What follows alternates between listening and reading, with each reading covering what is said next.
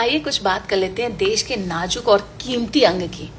नहीं भाई, देश के बजट की बात नहीं कर रहे हैं। हमारे देश के जो साहब लोग हैं, जो बड़े बड़े पदों पर बैठे हुए हैं, उनके ईगो की बात कर लेते हैं।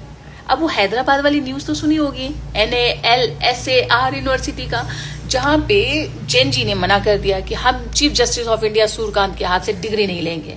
भाई, उनके मना करने के पीछे कुछ लॉजिक था।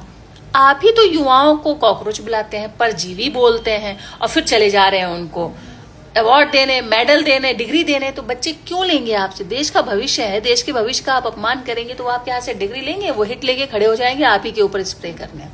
और असली रायता यही नहीं फैला, असली एंट्री होती है विलन की राइट हैंड की, BCI की, बार काउंसिल ऑफ इंडिया। उनका भी ईगो बहुत बड़ा है। उन्होंने कहा हमारे चीफ जस्टिस ऑफ इंडिया का ईगो हर्ट हो गया है, तो कुछ तो करना पड़ेगा। और उन्होंने क्या एक्शन लिया? जैन जी के ही खिलाफ एक्शन ले लिया।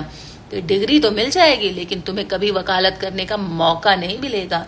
भाई, इतनी बड़ी सजा, ना कोई FIR, ना कोई केस लड़ाई की गई, सीधे ऑर्डर पास कर दिया। भाई, 3 साल बच्चों ने डिग्री इकट्ठा की, पढ़ाई की, 5 साल की होगी, 3 साल की पढ़ाई करके लॉ स्टूडेंट बने, एग्जाम पास किया, और डिग्री अगर लेने से उन्होंने मना कर दिया एक व्यक्ति के हाथ से, तो आप उनकी कैरियर को ही खत्म कर देंगे।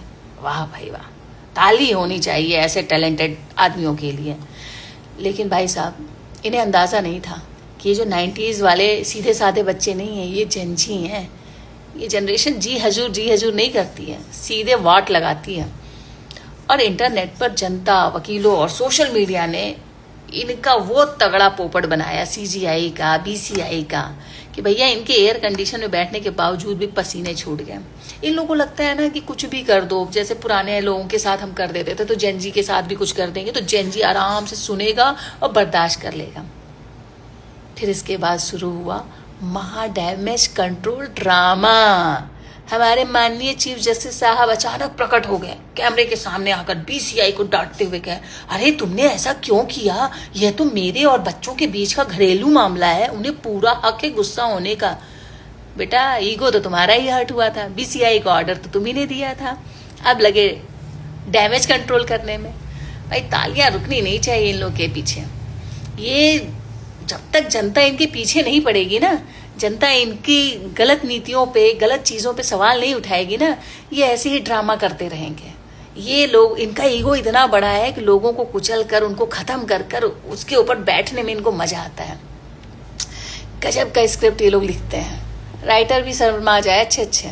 बार काउंसिल के जो अध्यक्ष कल तक छात्रों को बर्बाद करने की धमकी दे रहे थे, आज सुन रहे हैं भीगी बिल्ली बनकर लिखित रूप से माफ़ी मांग रहे हैं, गहरा खेद जता रहे हैं। जी हाँ, लिखित रूप से माफ़ी मांग रहे हैं जेन जी से।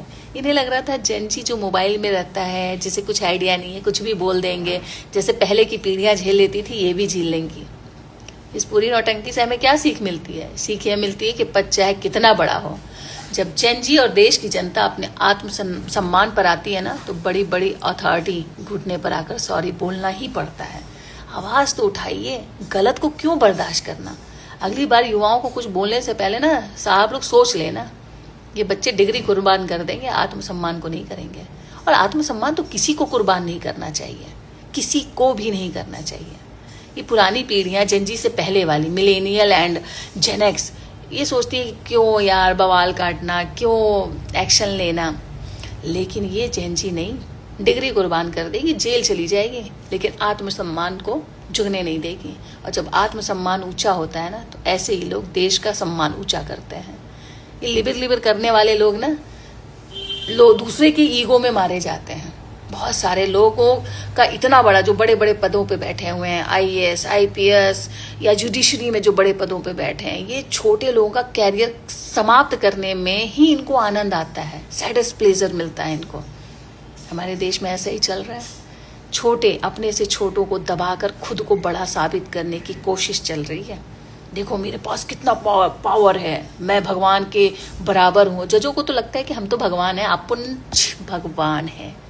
तो दिखा दिया जेन जी ने आपकी औकात। CGI का ड्रामा भी समझ में आ गया और BCI का भी ड्रामा समझ में आ गया। कुछ बात समझ में आई? कमेंट करके बताइए, किस्सा पता था या अभी अभी पता चला?